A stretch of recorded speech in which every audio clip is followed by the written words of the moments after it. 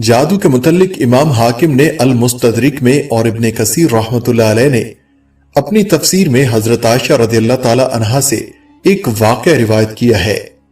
آپ رضی اللہ تعالی عنہ فرماتی ہیں کہ رسول اللہ صلی اللہ علیہ وسلم کی وفات کے تھوڑے عرصے بعد دومت الجندل کے باشندوں میں سے ایک عورت میرے پاس آئی۔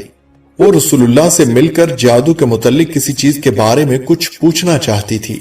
حضرت عائشہ رضی اللہ تعالی عنہ فرماتی ہیں کہ جب اس عورت نے رسول اللہ کو نہیں پایا تو میں نے اسے اس قدر روتے ہوئے دیکھا کہ اس کے رونے کی شدت سے مجھے ترس آ گیا۔ وہ عورت کہہ رہی تھی، مجھے ڈر ہے کہ میں ہلاکت میں جا پڑی ہوں۔ میں یعنی حضرت عائشہ رضی اللہ تعالی عنہ نے اس واقعے کی تفصیل پوچھی تو اس نے مجھے بتایا، میرا شوہر مجھ سے دور چلا گیا تھا۔ پھر ایک بوڑھی عورت میرے پاس آئی تو میں نے اس سے اپنے حال کا شکوہ کیا۔ اس نے کہا کہ اگر تو وہ سب کام کرے جس کا میں تجھے حکم دوں تو تیرا خاوند تیرے پاس لوٹ آئے گا۔ میں نے کہا ہاں میں کروں گی۔ جب رات ہوئی تو وہ میرے پاس 2 سیاہ کتوں کو لے کر آئی۔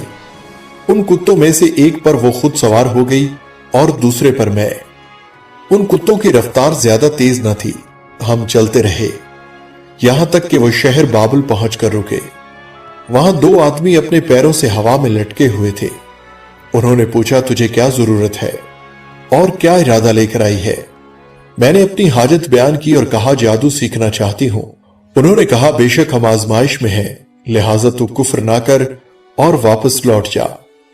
میں نے انکار کیا اور کہا کہ میں نہیں لوٹوں گی۔ انہوں نے کہا کہ تو اس تندور میں جا کر پیشاب کر۔ میں وہاں تک گئی تو کانپ اٹھی۔ میں خوف زدہ ہو گئی اور پیشاب نہ کر سکی اور یوں ہی ان دونوں کے پاس لوٹ آئی۔ انہوں نے مجھ سے پوچھا کیا تو نے پیشاب کیا؟ میں نے جواب دیا ہاں۔ انہوں نے پوچھا کیا تو نے کوئی چیز دیکھی؟ میں نے جواب دیا میں نے کچھ نہیں دیکھا۔ انہوں نے کہا تو نے پیشاب نہیں کیا، اپنے وطن لوٹ جاؤ اور کفر نہ کر۔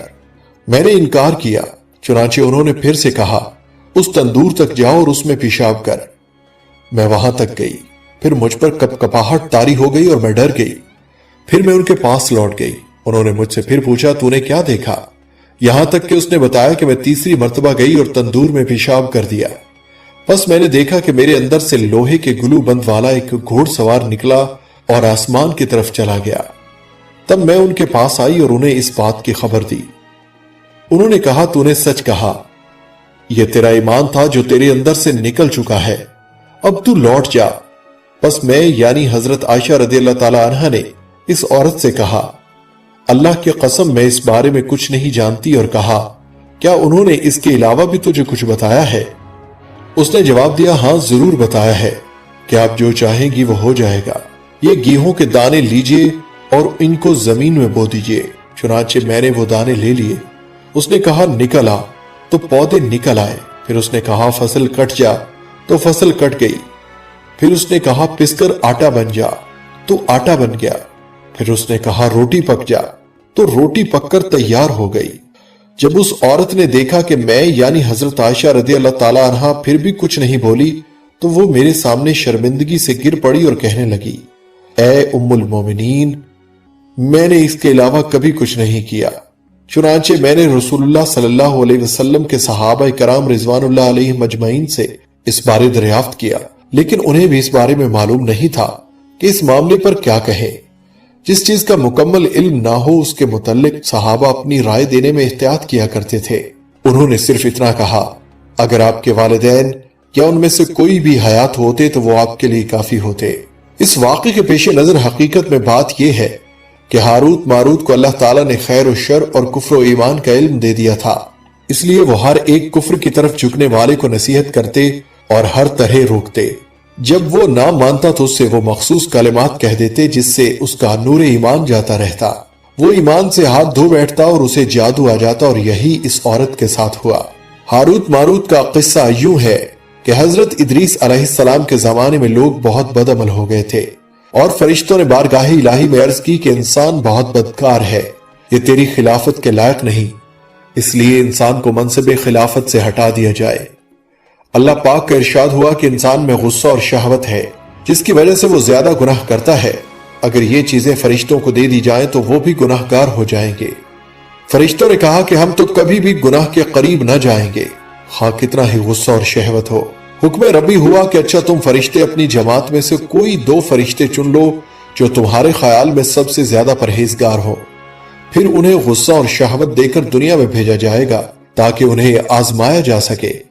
چنانچہ ہاروت اور ماروت جو بہت پرہیزگار تھے منتخب ہو گئے اور انہیں غصہ اور شہوت دے کر شہر بابل میں اتار دیا گیا، اور کہا گیا کہ تم دونوں قاضی بن کر لوگوں کے درمیان فیصلے کیا کرو اور شام کو اسم اعظم کے ذریعے واپس آسمان پر آ جایا کرو۔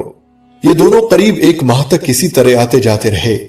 اس عرصے میں ان کے عدل و انصاف کا چرچا عام ہو گیا اور بہت سے مقدمے ان کے پاس آنا شروع ہو گئے۔ ایک روز ملک فارس کی ایک حسین و جمیل عورت زہرا نامی نے اپنے شوہر کے خلاف مقدمہ دائر کیا۔ یہ دونوں اسے دیکھتے ہی اس پر عاشق ہو گئے اور اس کے ساتھ بدعملی کی خواہش کی۔ اس عورت نے کہا کہ میرا اور تمہارا دین الگ الگ ہے اور میرا شوہر بہت غیرت مند ہے، اگر اسے پتا چلا تو وہ مجھے قتل کر دے گا، اس لیے تم اپنی خواہش پوری کرنا چاہتے ہو تو پہلے میرے شوہر کو قتل کرنا ہوگا اور جس بت کی میں پوجا کرتی ہوں اسے سجدہ کرنا ہوگا۔ اس عورت کی شرائط سن کر دونوں نے انکار کر دیا۔ وہ عورت تو واپس چلی گئی، لیکن ان دونوں کے دل میں عشق کی آگ بھڑکا گئی۔ کچھ روز تو ان فرشتوں نے برداشت کیا، لیکن ایک روز مجبور ہو کر اس عورت کو ملاقات کے لیے پیغام بھجوایا۔ اس نے فوراً ان دونوں کو ملنے کے لیے بلوا لیا۔ جب یہ دونوں وہاں پہنچے تو وہ خوب بناؤ سنگھار کر کے بیٹھی تھی۔ اس نے کہا مجھے پتا چلا ہے کہ تم دونوں اسم اعظم جانتے ہو، تو اپنی خواہش کے حصول کے لیے یا تو مجھے اسم اعظم بتا دو، یا پھر اس بت کو سجدہ کرو، یا میرے شوہر کو قتل کرو، یا پھر شراب پی لو۔ دونوں فرشتوں نے سوچا کہ اسم اعظم تو اسرار الہی ہے، اسے فاش نہیں کیا جا سکتا۔ اسی طرح بت کو سجدہ کرنا یا کسی کو قتل کرنا بھی کبیرہ گناہ ہے، اس لیے چلو شراب لاؤ، ہم شراب پی لیتے ہیں۔ جب وہ دونوں شراب پی کر مست ہو گئے تو اس عورت نے ان دونوں سے بت کو سجدہ بھی کروایا، اپنے شوہر کو قتل بھی کروا لیا اور اسم اعظم معلوم کر کے صورت بدل کر آسمان پر جا پہنچی، اور حق تعالیٰ نے اس کی روح کو زہرا ستارے سے متصل کر دیا۔ دوسری جانب جب ہاروت اور ماروت کو ہوش آیا تو وہ اسم اعظم بھول چکے تھے اور اپنے کیے پر نادم اور شرمندہ تھے۔ حق تعالیٰ نے فرشتوں سے فرمایا کہ انسان میری تجلی سے دور رہتا ہے، لیکن یہ دونوں تو ہر شام حاضر بارگاہ ہوتے تھے، پھر بھی شہوت سے مغلوب ہو کر گناہ کر بیٹھے۔ تو اگر انسان سے گناہ سرزد ہوتا ہے تو اس میں تعجب کی کیا بات ہے؟ یہ سن کر تمام فرشتوں نے اپنی خطا کا اقرار کیا اور انسانوں پر لان تان کرنے کی بجائے ان کے لیے دعائیں مغفرت کرنے لگے۔ اس کے بعد ہاروت اور ماروت حضرت ادریس علیہ السلام کی خدمت میں پیش ہوئے اور اللہ کے حضور معافی کی درخواست کی۔ آپ نے دونوں کے لیے دعائیں مغفرت کی، جس کے کئی روز بعد اللہ تعالیٰ کی طرف سے جواب آیا کہ ان دونوں کو اختیار دیا گیا ہے کہ چاہیں تو دنیاوی عذاب قبول کر لیں یا آخرت کا۔ انہوں نے سوچا کہ دنیا کا عذاب ایک نہ ایک دن ختم ہو جائے گا، لیکن آخرت کا عذاب نہ ختم ہونے والا ہے، اس لیے دونوں نے دنیاوی عذاب قبول کر لیا۔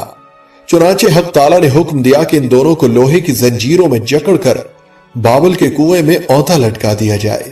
اس کنویں میں آگ جل رہی ہے اور فرشتے باری باری ان پر کوڑے برساتے ہیں اور پیاس کی شدت سے ان کی زبانیں باہر کو لٹک رہی ہیں، اور یہ عذاب ان پر قیامت تک یوں ہی شدید رہے گا اور آخرکار ان کو نجات ملے گی۔ دعا ہے کہ اللہ تعالیٰ ہمیں نیک کام کرنے کی توفیق عطا فرمائے اور شیطان کی پیروی کرنے سے بچائے۔ آمین ثم آمین۔ السلام علیکم ورحمۃ اللہ وبرکاتہ۔